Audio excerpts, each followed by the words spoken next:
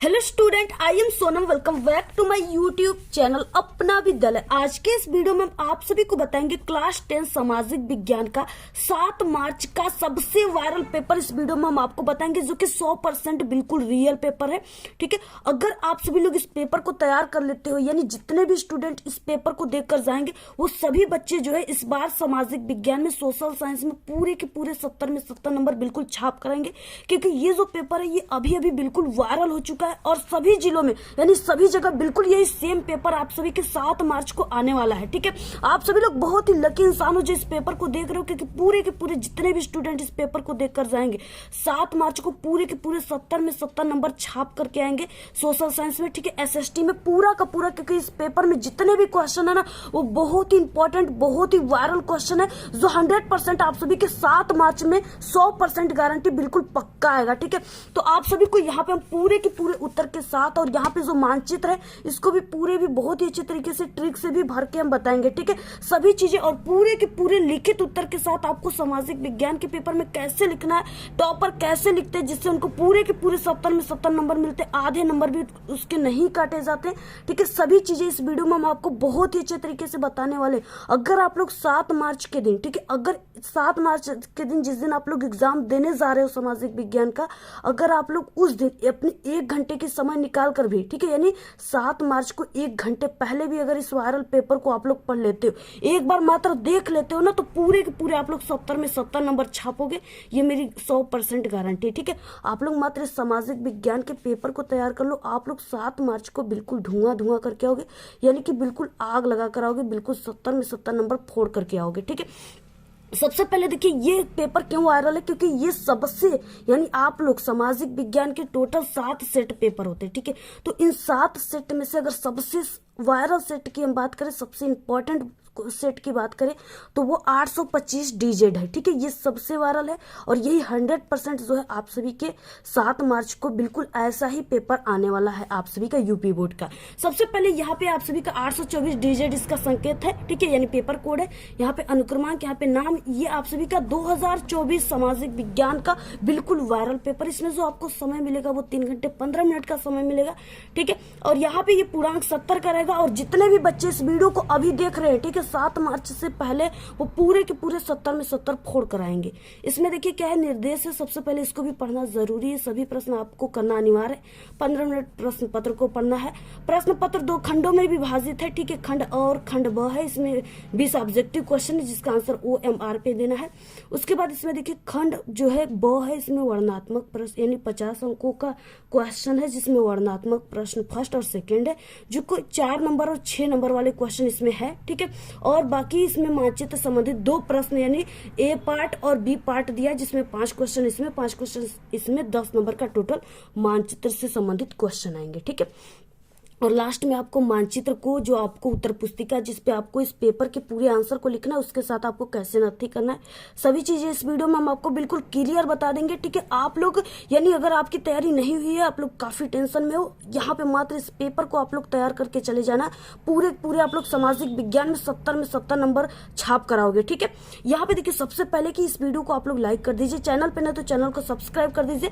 ठीक है, और आप सभी लोग इस वीडियो को अपने सभी दोस्तों में व्हाट्सएप ग्रुप पे, टेलीग्राम ग्रुप पे जरूर शेयर कीजिए। सबसे पहले हम स्टार्ट करते हैं खंड अ से, जिसमें बहुविकल्पी क्वेश्चन है, टोटल 20 क्वेश्चन रहेंगे पर क्वेश्चन 1 नंबर का। सबसे पहले यहाँ पे देखिए पहला नंबर का क्वेश्चन है और जितने क्वेश्चन है बहुत इंपॉर्टेंट, मोस्ट इंपॉर्टेंट क्वेश्चन है। देखिए तो देखिए फ्रांस की क्रांति, यानी जब फ्रांस की क्रांति होने में किसकी मुख्य भूमिका थी, तो वो मजदूरों की थी। ठीक है, यानी मजदूर से ही कर लिया जाता था, इसलिए मजदूर जो है उतना तो कमा नहीं सकते कि वो कर भी दे सके। ठीक है, इसलिए वो मजदूर लोग क्या किए कि इस तरीके से विरोध करने लगे और ये फ्रांस की क्रांति का कारण बन गया। ठीक है, तो यहाँ पे मजदूर वर्ग है, ऑप्शन नंबर यहाँ पे घ राइट है। अगला देखिए यहाँ पे हम आप सभी को सिर्फ जो सही ऑप्शन है उसको हम बता देते हैं क्योंकि आपके पास टाइम बहुत ही कम है। ठीक है, जलियांवाला बाग में गोली चलाने की आज्ञा किसने दी थी, तो वो जनरल डायर ने दिया था, ऑप्शन नंबर क राइट है। अगला यहाँ पे देखिए तीसरे नंबर का क्वेश्चन है कि आर्थिक महामंदी का सर्वाधिक दुष्प्रभाव किस औद्योगिक देश पे पड़ा था। ठीक है, अमेरिका पे पड़ा था, ऑप्शन नंबर घ राइट है। सिर्फ आप लोग इसको सुन लीजिए। ठीक है, बस सुन लीजिए, आपका पूरा 70 में 70 पक्का हो जाएगा। यहाँ पे देखिए अगला नंबर का क्वेश्चन है कि नगर निगम के प्रमुख को क्या कहते हैं, यानी नगर निगम के जो प्रमुख है उसको मेयर कहते हैं। ये बहुत इंपॉर्टेंट है, 100% फिक्स है, बिल्कुल आपके 7 मार्च के पेपर में सभी क्वेश्चन छपने वाले, ठीक है। समरूप समाज का अस्तित्व किस देश में है? समरूप जो है समाज का अस्तित्व किस देश में है? तो यहाँ पे देखिए किस देश में है, तो वो जर्मन और स्वीडन में है। ऑप्शन नंबर यहाँ पे ख राइट है। अगला नंबर का क्वेश्चन है, देखिए यहाँ पे 6, नेपाल में हुए जनसंघर्ष को क्या कहा जाता है? ठीक है, नेपाल में हुए जनसंघर्ष को लोकतंत्र के लिए दूसरा आंदोलन कहा जाता है। ऑप्शन नंबर ख राइट है।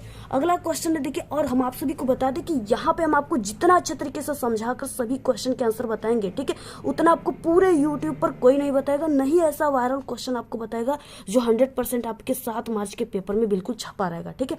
इसलिए आप लोग इस वीडियो को पूरा देखिएगा और बहुत ही अच्छे तरीके से मात्र आप सभी लोग इस वीडियो में ही सभी क्वेश्चन के आंसर को बिल्कुल तैयार कर लोगे, ठीक है। ऐसा हम आपको तरीका बताएंगे।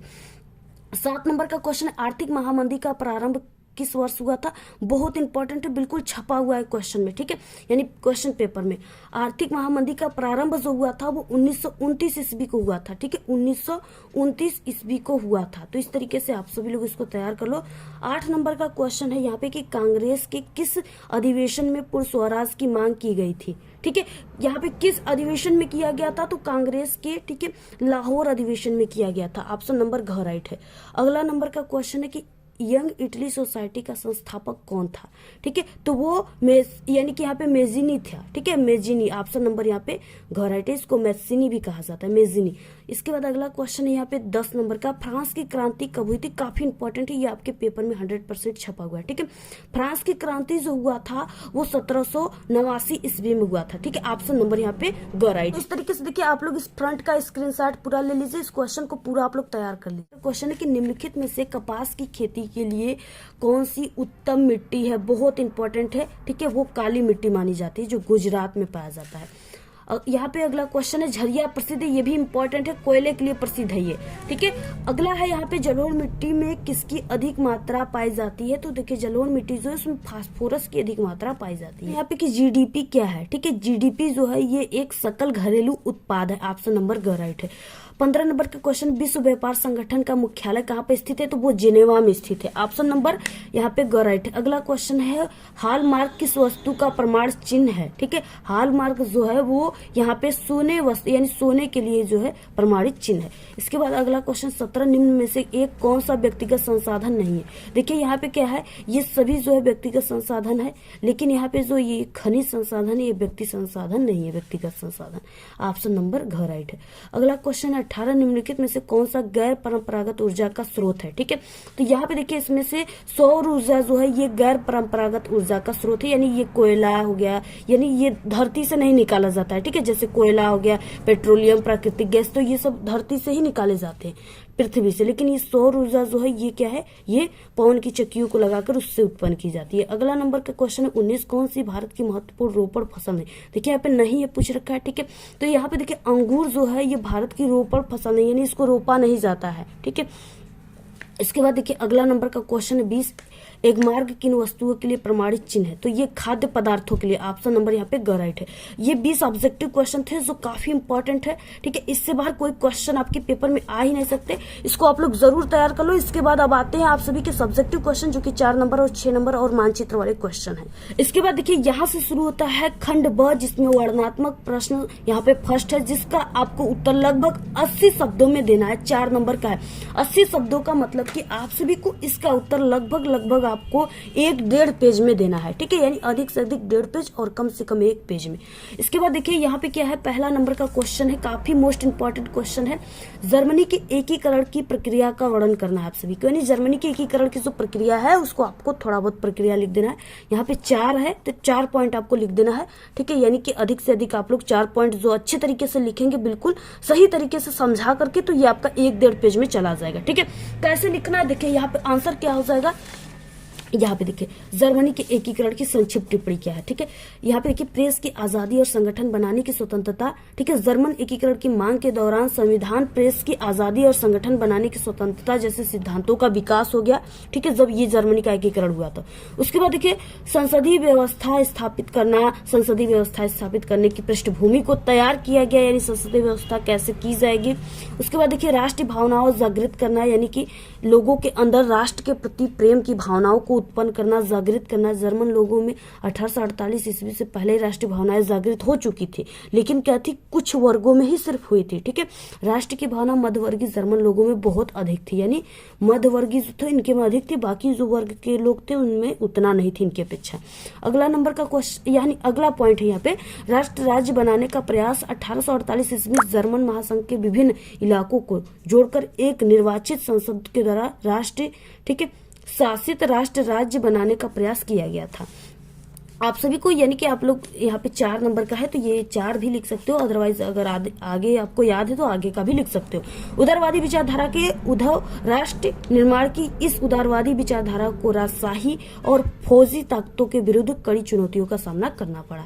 ठीक है, जो उदारवादी लोग थे उनके आगे, यानी वो जो लोग थे वो उनको राजशाही और फौजी ताकत जो थे, सेनाओं की ताकत, उनकी वहां पे कड़ी चुनौतियों का सामना करना। भूस्वामी को समर्थन, उनका प्रसार के बड़े भूस्वामी ने भी समर्थन किया। ठीक है, भूस्वामी का मतलब जिनके पास ज्यादातर खेत हो, ठीक है, कई एकड़ में खेत जमीन हो, उनको भूस्वामी कहा जाता है। अगला नंबर का क्वेश्चन है कि प्रसा ने राष्ट्रीय एकीकरण के आंदोलन का नेतृत्व संभाला और इसे कई नई दिशा प्रदान भी किया। ठीक है, अगला प्रसा का प्रधानमंत्री ऑटो वन बिस्मार्क, ये क्या है, ये प्रसा का प्रधानमंत्री। ठीक है, ये ऑब्जेक्टिव क्वेश्चन में आपका आ जाएगा कि जो है जर्मनी के एकीकरण में मुख्य भूमिका कौन निभाया था, तो वो ऑटो वन बिस्मार्क ने। ठीक है, तो इसको भी आप लोग तैयार कर लीजिएगा बिल्कुल। इस प्रक्रिया का जनक था जिसने प्रसा की सेना और नौकरशाही की मदद की, जिसके कारण ये जर्मनी के एकीकरण की प्रक्रिया सफल हो सकी। ठीक है, 7 वर्ष में ऑस्ट्रेलिया, डेनमार्क, फ्रांस से 3 युद्धों में प्रसा की जीत हुई और इस तरह जर्मनी के एकीकरण की प्रक्रिया पूरी हो गई।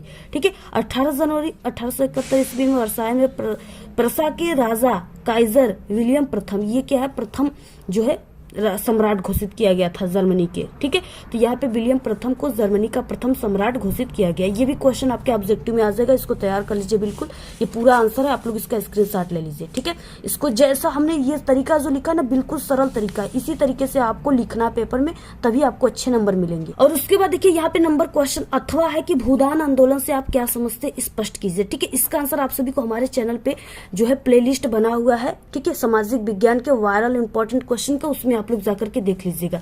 यहाँ पे अथवा वाले क्वेश्चन को हम नहीं बताएंगे क्योंकि वीडियो काफी लंबी हो जाएगी। ठीक है, और जो यहाँ पे बिल्कुल यही सेम क्वेश्चन पेपर आने वाले हैं, तो आप सभी लोग यानी जो सरल है उसी क्वेश्चन को कीजिए जो इंपॉर्टेंट है। जैसे इसमें जर्मनी हो गया, उसके बाद दूसरे नंबर का क्वेश्चन फ्रांस की क्रांति कब शुरू हुई और इसका मुख्य कारण क्या था, ये 4 नंबर का। ये तो बहुत इंपॉर्टेंट है, ये पक्का पेपर में छपने वाला है। ठीक है, अब देखिए यहाँ पे फ्रांस की क्रांति कभी थी, बिल्कुल सरल तरीके से आप सभी को कैसे पेपर में लिखना है जिससे आपको पूरे के पूरे जो है नंबर मिलेंगे। 1789 ईस्वी में फ्रांस में एक क्रांति हुई जिसके द्वारा वहां पर लुई वंश के शासन का अंत हुआ और वहां पर लोकतंत्र की स्थापना हो गई। ठीक है, इसका मुख्य कारण क्या था, पहला कारण है अयोग्य शासन, यानी कि जो सरकार है वो अयोग्य है, उसको कोई जानकारी नहीं है कि कैसे जो है चलाया जाता है देश को। ठीक है, तो फ्रांस की क्रांति के जो समय यहाँ पर लुई वंश का शासन था, जिसका शासक जो था यानी राजा था वो लुई 16वां था।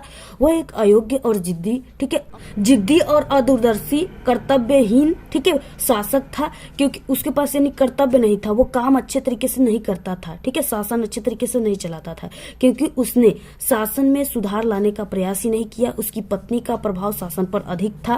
ठीक है, इस कारण जनता उसके विरुद्ध हो गई। 16वें की पत्नी थी ना, वही ज्यादातर शासन को चलाती थी, देखरेख करती थी, और जो लुई 16वें की पत्नी थी वो क्या करती थी कि अपने ही विलासिता पर सभी जो है पैसा जो है खर्च कर लेती थी। ठीक है, अच्छे कपड़े पहना, अच्छे खाना पान, अच्छे रहन सहन के लिए वो अपने सभी पैसे जो है खर्च कर दिए, जिससे वो देश को अच्छे तरीके से यानी शासन को अच्छे तरीके से नहीं चला पाए। ठीक है, अगला है मध्य वर्ग। यहाँ पर औद्योगिक क्रांति होने के कारण मध्य वर्ग का उदय हो गया, जिसमें छोटे उद्योगपति, डॉक्टर, वकील, अध्यापक और निम्न पदों पर कार्य करने वाले अधिकारी आते हैं। ठीक है, इसके बाद देखिए यहाँ पे है कि आम जनता की दयनीय स्थिति। इस समय जो है शासक उच्च वर्ग और कुलीन वर्ग जहाँ विलासिता पूर्ण जीवन व्यतीत कर रहा था, वहीं आम जनता की स्थिति बड़ी दयनीय थी तथा लोग यानी रोजी रोटी के लिए तरस रहे थे, खाने के लिए तरस रहे थे। ठीक है, जहाँ पर ये लुई 16वां और जो कुलीन वर्ग है, उच्च वर्ग के लोग हैं, जहाँ अपनी विलासिता, अच्छे खाने, अच्छे पहनावा करते थे, वहां पे जो मजदूर वर्ग है, ठीक है, वो बेचारे खाने के लिए मर रहे थे। अगला यहाँ पे दार्शनिकों का प्रभाव। इस समय जो दार्शनिकों दार्शनिक थे, ठीक है, दार्शनिक वर्ग उदित हुए और उसने जनता को प्रशासन की दुर्दशा, न्याय व्यवस्था की कमियों, फ्रांसीसी समाज की बुराइयों से अवगत कराया, ठीक है।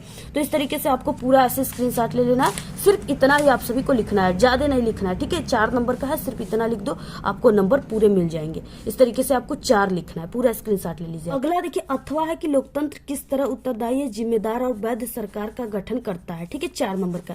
तो देखिए ये अथवा वाला क्वेश्चन है, इसका आंसर हम पहले से बता चुके हैं। अगर आप लोग देखना चाहते हो, स्क्रीनशॉट लेना चाहते हो तो आप लोग इसको ले सकते हो, ठीक है। इसको हमने कई बार बताया हुआ है, इसलिए हम आपको इस वीडियो में नहीं बताएंगे क्योंकि ये वीडियो काफी लंबा हो जाएगी, इसलिए आप लोग इसका स्क्रीनशॉट लेकर ही अपने से इसको तैयार कर लें। देखिए यहाँ पे तीसरे नंबर का क्वेश्चन, जैव और अजैव संसाधन क्या होते हैं, कुछ उदाहरण देकर आपको समझाना है। 4 नंबर का है, ये बहुत इंपॉर्टेंट क्वेश्चन है, ठीक है। आंसर क्या हो जाएगा, बहुत ही अच्छे तरीके से यहाँ पे हम आप सभी को समझाने वाले हैं।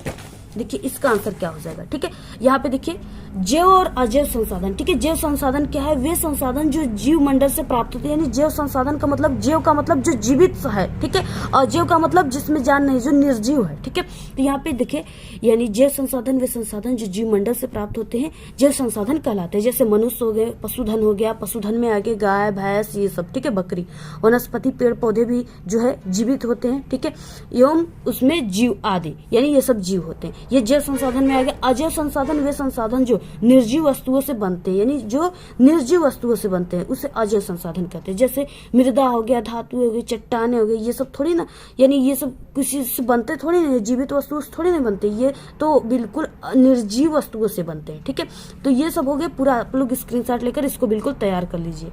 और इसके अलावा देखिए आप सभी के पेपर में ये भी आ सकता है, महामंदी से क्या है, इसके मुख्य कारण, तो आप लोग इसको भी तैयार कर लीजिए, ठीक है। पूरा स्क्रीनशॉट ले लीजिए, इसको हमने कई बार इंपॉर्टेंट क्वेश्चन में बताया हुआ है, तो आप लोग इसको यानी इस पूरे को तैयार कर लीजिएगा, ठीक है। अथवा है कि अभ्रक की उपयोगिता बताइए, भारत में इसके 2 उत्पादक राज्य भी बताना है, ठीक है। अथवा नंबर का क्वेश्चन है, तो देखिए इसका आंसर है अभ्रक की उपयोगिता। ये अथवा वाला क्वेश्चन, पूरा स्क्रीनशॉट आप लोग ले लीजिए, ठीक है।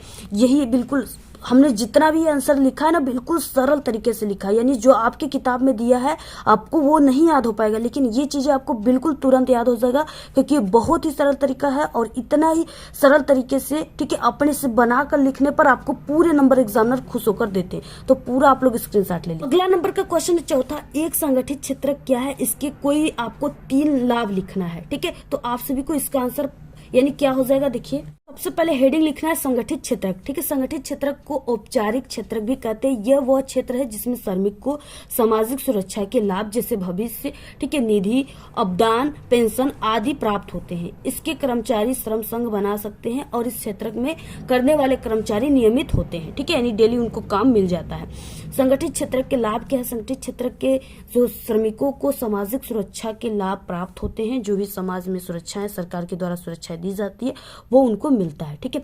श्रमिक अपनी सुरक्षा के लिए, हितों की रक्षा के लिए श्रम संघ बना लेते हैं। यदि उनके अतिरिक्त काम लिया जाता है तो उस अतिरिक्त काम का अतिरिक्त भुगतान भी किया जाता है, यानी अगर उनको जो है 8 घंटे की काम जो है संगठित क्षेत्रक में मिल रहा है, ठीक है, तो अगर उनसे 12 घंटे की काम लिया जाएगा तो उनको 12 घंटे की पैसे दिया जाएगा, ठीक है। ये चीजें इसमें है, तो पूरा आप लोग स्क्रीनशॉट ले लीजिए, ऐसे ही आप सभी को पूरा लिखना है, ठीक है। देखिए क्वेश्चन है यहाँ पे, विश्व व्यापार संगठन से क्या आशय है, ठीक है, ये भी काफी इंपॉर्टेंट क्वेश्चन है। देखिए आंसर क्या हो जाएगा, पूरा आप लोग ऐसे स्क्रीनशॉट ले लीजिए, ठीक है। यहाँ पे विश्व व्यापार संगठन, विश्व व्यापार एक ऐसा संगठन जिसका उद्देश्य अंतर्राष्ट्रीय व्यापार को उदार बनाना है, ठीक है। अंतर्राष्ट्रीय व्यापार का मतलब जैसे एक देशों से दूसरे देशों में व्यापार होता है, जैसे हमारे भारत से, ठीक है, अमेरिका से व्यापार हो रहा है, हमारे भारत से जापान से व्यापार हो रहा है, ठीक है, उसे अंतर्राष्ट्रीय व्यापार कहा जाता है। विकसित देशों की पहल पर शुरू विश्व व्यापार संगठन अंतर्राष्ट्रीय बाजार संबंधित नियमों को लागू करता है। इसकी स्थापना 1 जनवरी 1995 ईस्वी को हो गई, ठीक है। पूरा यहाँ पे देखिए वर्णनात्मक प्रश्न सेकंड शुरू होता है, उत्तर लगभग 150 शब्दों में लिखना है, 6 नंबर का, यानी आपको 2 से 2.5 पेज में इसके आंसर को लिखना है, तभी आपको पूरे 6 नंबर मिलेंगे, ठीक है। 5 नंबर का क्वेश्चन है, ब्रेटन वुड्स संस्थान की विश्व अर्थव्यवस्था के पुनर्निर्माण में भूमिका को स्पष्ट करना है। ये काफी इंपॉर्टेंट है, हमारे चैनल पे इंपॉर्टेंट क्वेश्चन की 1 घंटे की वीडियो है सामाजिक विज्ञान की, उसको आप लोग देख लीजिएगा और इसके बाद भी आप सभी को वो वीडियो मिल जाएंगे, ठीक है। आपके उसके पास नोटिफिकेशन नहीं आएगा, फिर भी आप लोग इस वीडियो को देखने के बाद, ठीक है, यानी आप लोग हमारे चैनल पे आइए, विजिट कीजिए और जितने भी सामाजिक विज्ञान की वीडियो अपलोड हो रही है पूरे को आप लोग देखिए, ठीक है। और टेलीग्राम चैनल को ज्वाइन कर लीजिए, वहां पे आपको नोटिफिकेशन मिल जाएगा। अगला क्वेश्चन है, अथवा 19वीं शताब्दी के उत्तरार्ध में कांग्रेस सरकार ने भारतीय प्रेस पर कौन कौन से प्रतिबंध लगाए थे, ये भी इंपॉर्टेंट है, इसको तैयार कर लीजिएगा आप लोग, ठीक है। उसके बाद 6वां नंबर का क्वेश्चन है, बेल्जियम में सामाजिक विभिन्नता से जनित समस्याओं का समाधान कैसे किया जाता है, ये भी इंपॉर्टेंट है। अथवा है, दबाव समूहों के प्रमुख कार्यों का वर्णन कीजिए, ये भी इंपॉर्टेंट है, इसको आप लोग बिल्कुल रट लीजिए, ठीक है। इसके अलावा मृदा संरक्षण क्या है, मृदा अपरदन क्या है, इसको आप लोग तैयार कर लीजिएगा, हमारे चैनल पे इंपॉर्टेंट क्वेश्चन में इसकी आंसर मिल जाएगा। अगला यहाँ पे गेहूं की कृषि हेतु आवश्यक भौगोलिक दशाओं, उत्पादन क्षेत्रों एवं उत्पादन की विवेचना कीजिए, ठीक है। यानी जैसे गेहूं हो गया तो गेहूं के लिए कितनी पानी की आवश्यकता होती है, गेहूं कब उगाए जाते हैं, गेहूं के लिए कैसी मिट्टियां होनी चाहिए, ठीक है, कैसा मौसम होना चाहिए, ये सब चीजें आप सभी को लिखना है, कितनी पानी की आवश्यकता है, ठीक है, यही सब चीजें आपको लिखना है। बहुत ही सरल है, आप लोग इसको दिन जो किसान के घर से बिलोंग करते हैं ना, वो इसको और भी अच्छे तरीके से लिख लेंगे। बाकी सभी लोग गेहूं की डेली यूज करते हैं दैनिक जीवन में, सभी लोग इसको अपने अच्छे तरीके से बना करके एक बार आप लोग पढ़ लोगे तो इसको लिख लोगे बिल्कुल, ठीक है।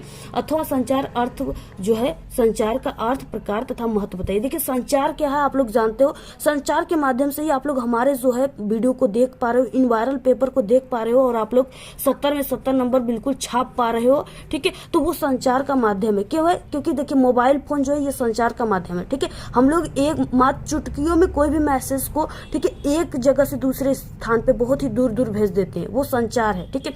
आप लोग हमारे वीडियो को, हम कहाँ है आप कहाँ है, लेकिन आप लोग हमारे वीडियो को चुटकियों में देख रहे हो, ठीक है। तो ये संचार के माध्यम से ही संभव हो पाया, मोबाइल फोन के माध्यम से ही संभव हो पाया, ठीक है। तो इस तरीके से वही चीजें आपको बनाकर लिखना, आप लोग तो इसके बारे में बहुत ही अच्छे तरीके से लिख लोगे सभी लोग। 8 नंबर का क्वेश्चन है, पाइपलाइन से आप क्या समझते हो, इसके महत्व का विवेचना करना है आप सभी को, ठीक है। ये भी इंपॉर्टेंट है, पाइपलाइन के द्वारा गैस, पानी, ये सब चीजें आती है ना, वही चीजें लिखना है। अथवा उपभोक्ता शोषण के लिए उत्तरदायी कारणों का वर्णन करना है, ये भी काफी मोस्ट इंपॉर्टेंट है, बिल्कुल रट लो आप लोग। यहाँ पे देखिए मानचित्र संबंधित प्रश्न, ठीक है, मानचित्र संबंधित प्रश्न 10 नंबर का पेपर में आएगा। 9 का ए है कि निम्नलिखित स्थानों को, ठीक है, भारत के मानचित्र में आपको चिन्ह के द्वारा दर्शाना, सही नाम तथा सही अंकन के लिए आपको आधा प्लस आधा यानी 1 नंबर दिए जाएंगे। आधा नंबर आप सभी को कॉपी पर ऐसे लिखोगे तब मिलेगा, और आधा नंबर आप लोग इस मानचित्र में दर्शाओगे तब मिलेगा, 1 नंबर का टोटल है। यहाँ पे देखिए वह स्थान जहाँ जलियांवाला बाग हत्याकांड हुआ था, जलियांवाला बाग हत्याकांड कहाँ पे हुआ था, अमृतसर में। अमृतसर कहाँ पे स्थित है, अमृतसर देखिए ये क्या है, ये भारत का मानचित्र है, इसमें सबसे ऊपरी भाग में, यानी ये जो ऊपरी भाग है, इसमें क्या है, यहाँ पे क्या है, यानी यहाँ पे आपको 4 फ्लावर दिख रहे हैं ऐसे, इसको मान लीजिए कि एक गुड़हल का यहाँ पे फूल है, इसके 4 पंखुड़ी है, ठीक है। तो इसमें से ये जो पंखुड़ी है यहाँ पे क्या है, अमृतसर स्थित है, ठीक है। तो आप सभी को ऐसे अमृतसर यहाँ पे ऐसे ऐसे निशान करके अमृतसर लिख देना है, ठीक है। और यही चीजें आपको कॉपी में लिखना है। कॉपी में कैसे लिखना है, यहाँ पे मानचित्रकार, प्रश्नोत्तर संख्या 9 का ए, क्वेश्चन नंबर यानी ये पहला है, तो आप सभी को ऐसे यहाँ पे पहला लिख देना है, ठीक है। पहले का आप सभी को अमृतसर हो जाएगा, ऐसे आप सभी को लिख देना है। उसके बाद देखिए अगला नंबर का क्वेश्चन क्या है, अगला क्वेश्चन है कि वह स्थान जहां दिसंबर 1920 में कांग्रेस का अधिवेशन हुआ था, कांग्रेस का अधिवेशन कहाँ पर हुआ था, तो वो नागपुर में हुआ था। नागपुर कहाँ पे स्थित है, मध्य प्रदेश में। मध्य प्रदेश कहाँ पे है, यहाँ पे, ठीक है, नागपुर, इस तरीके से यहाँ पे स्थित है। इसके बाद अगला नंबर का क्वेश्चन है, वह स्थान जहाँ सूती मिल श्रमिकों का सत्याग्रह चलाया गया था, ठीक है, तो वो कहाँ पे चलाया गया था, तो ये सूती मिल श्रमिक जो है यानी कहाँ पे सत्याग्रह आंदोलन चलाए थे, तो वो अहमदाबाद में। अहमदाबाद कहाँ पे स्थित है, देखिए अहमदाबाद जो है ये एक आपको ऐसे डायनासोर का मुख की तरह लग रहा है, इसी में यहाँ पे अहमदाबाद स्थित है, ठीक है।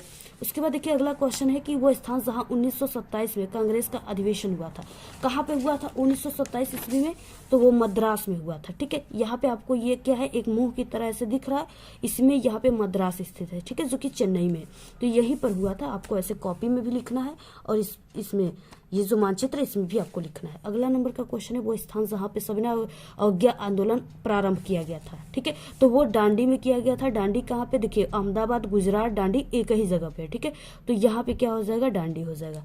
इस तरीके से आपको कॉपी में भी लिख देना है, पूरा आप लोग स्क्रीनशॉट ले लीजिए, और ऐसे ही आप सभी को पूरा लिखना है, ठीक है। इस तरीके से आपको यहाँ पे मानचित्रकार ऐसे लिखने के बाद इसको लिख देना है, और उसके बाद इसको मानचित्र जो है इसमें आपको भरना। क्वेश्चन क्या है, देखिए यहाँ पे ख क्वेश्चन है, ठीक है, दिए गए भारत के मानचित्र में आपको निम्नलिखित को दर्शाना है। यहाँ पे आपको चिन्ह के द्वारा भी दर्शाना है, ठीक है। भारत का कोई एक पतन यानी बंदरगाह जो पश्चिमी तट पर स्थित है उसका आप सभी को यहाँ पे नाम लिखना है। ठीक है, तो आपको ये चिन्ह के जो त्रिभुज के आकार का चित्र है इसके माध्यम से आपको दिखाना है। देखिए, तो वो है यहाँ पे क्या है, मुंबई। ठीक है, मुंबई है, तो मुंबई यहाँ पे इस तरह यहाँ पे मुंबई है, तो आपको ऐसे यहाँ पे त्रिभुज बनाकर दिखा देना है। ठीक है, और कॉपी में कैसे लिखना है, तो यहाँ पे आपको कॉपी में मुंबई ऐसे लिख देना है। ठीक है, इस तरीके से यहाँ पे नौका भी लिख दीजिए आप लोग, ऐसे इस तरीके से लिख देना है। अगला क्वेश्चन देखिए क्या है। देखिए दूसरा क्वेश्चन क्या है, भारत का सॉफ्टवेयर टेक्नोलॉजी का कोई एक केंद्र आपको इस चिन्ह के द्वारा दर्शाना है। ठीक है, तो वो क्या हो जाएगा, यहाँ पे बंगलुरु। ठीक है, बंगलुरु कहाँ पे है, यहाँ पे देखिए बंगलुरु जो है यहाँ पे स्थित है। ठीक है, आपको ये चिन्ह जो है स्टार के माध्यम से आपको ऐसे दर्शा देना है। अगला है, देखिए क्वेश्चन क्या है, अगला क्वेश्चन है कि प्रयागराज यानी इलाहाबाद मुंबई रेल मार्ग चिन्ह के द्वारा आपको एक स्टेशन का नाम भी बीच में जो पड़ेगा उसको दर्शाना है। ठीक है, तो यहाँ पे देखिए प्रयागराज हमारा यूपी में है। ठीक है, तो यहाँ से प्रयागराज से ट्रेन का जो चिन्ह है उसके माध्यम से ऐसे ये जो है रेलवे ट्रैक है। ठीक है, तो इसके माध्यम से आपको ऐसे दर्शाना है, यहाँ से प्रयागराज से मुंबई तक आपको ऐसे दर्शाना है रेल मार्ग को, और बीच में एक स्टेशन पड़ेगा, कोई भी उसका नाम लिख देना है, जैसे हमने यहाँ पे इटारसी का नाम लिख दिया। ठीक है, तो ऐसे आप सभी को करना है यहाँ पे इस तरीके से इटारसी। अगला नंबर का क्वेश्चन देखिए क्या है, और जैसे हम आपको बता रहे पूरे YouTube पर आपको ऐसे कोई नहीं बताएगा, इस वीडियो को हमने आपको काफी मेहनत से बताया। आप लोग इस वीडियो को जरूर लाइक कीजिएगा और अपनी अच्छी अच्छी प्यारी प्यारी कमेंट कीजिएगा। ठीक है, इसके बाद देखिए अभ्रक उत्पादन का क्षेत्र आपको ये जो चिन्ह इसके द्वारा दर्शाना है। ठीक है, अभ्रक जो होता है वो बिहार में ज्यादातर होता है, बिहार के गया नामक स्थान पे। ठीक है, तो यहाँ पे बिहार का गया आप सभी को ये चिन्ह के द्वारा दर्शा देना है और कॉपी में भी लिख देना है। उसके बाद देखिए जो है पारादीप नगर आपको ये चिन्ह के द्वारा दर्शाना है। पारादीप नगर जो है ये आप सभी का उड़ीसा में है। ठीक है, और उड़ीसा यानी कहाँ पे स्थित है, तो यहाँ पे उड़ीसा है। ठीक है, आपको ये चिन्ह के द्वारा यहाँ पे पारादीप नगर को ऐसे दर्शा देना है। ठीक है, यहाँ पे आपको गया ऐसे लिख देना है और यहाँ पे उड़ीसा लिख देना है। तो इस तरीके से आपको पूरा मानचित्र कार्य भी ऐसे ही आप सभी को करना है। ठीक है, तो आप सभी को ये वीडियो कैसा लगा, आप लोग इस वीडियो को ज्यादा से ज्यादा अपने सभी दोस्तों में व्हाट्सएप ग्रुप पे भेज करके बिल्कुल तहलका मचा दीजिए। ठीक है, और आप सभी लोग इस पेपर को तैयार कर लीजिए। आप सभी लोग इस पेपर के अलावा आप लोग हमारे चैनल पे सामाजिक विज्ञान के ठीक है 5-6 पेपर और भी है, उसको भी एक नजर आप लोग जरूर देख लीजिएगा और इंपॉर्टेंट क्वेश्चन प्लेलिस्ट से तैयार कीजिएगा। ठीक है, तब जाकर आपका 70 में 70 नंबर आएगा। आप लोग इस पेपर के भरोसे ही मत चले जाइएगा, क्योंकि ये पेपर सिर्फ एक मॉडल की तरह है। ठीक है, यानी इसमें से हाँ हो सकता है कि आप सभी का 70 नंबर का क्वेश्चन है तो 65 नंबर के क्वेश्चन, 60 नंबर के क्वेश्चन इस पेपर से आ सकते हैं। ठीक है, लेकिन पूरे के पूरे 70 नंबर का क्वेश्चन नहीं आ सकता है। देखिए क्या है, सभी के यूपी में कई जिले हैं, हो सकता है कि ये सेट का पेपर आपके जिले में न जा पाए, किसी दूसरे जिले में चला जाए। ठीक है, इसलिए आपको इस पेपर के भरोसे नहीं रहना है। इसके अलावा आप लोग और सेट जो हमारे चैनल पे पेपर है उसको आप लोग को तैयार करना है, क्योंकि जो भी पेपर आएगा क्वेश्चन आएंगे वो हमारे चैनल से ही आएंगे। इस चैनल के अलावा आप लोग किसी का भी पेपर मत देखिएगा, क्योंकि हम एक टॉपर है और हमें पिछले कई सालों की एक्सपीरियंस भी है। ठीक है, हम बोर्ड की कॉपी भी चेक करते हैं और बोर्ड की जो है यहाँ पे पेपर भी बनाते हैं। ठीक है, तो इसलिए आप लोग इस वीडियो को जरूर शेयर कीजिए और इसको पूरा तैयार कर लीजिए। तो आज के इस वीडियो में सिर्फ इतना ही। आपको ये वीडियो कैसा लगा, अगर वीडियो पसंद आए तो एक बड़ा सा लाइक कर दें, चैनल पे नए तो सब्सक्राइब करके बेल आइकन को जरूर प्रेस कर दें। Thanks, all the very best, bye bye.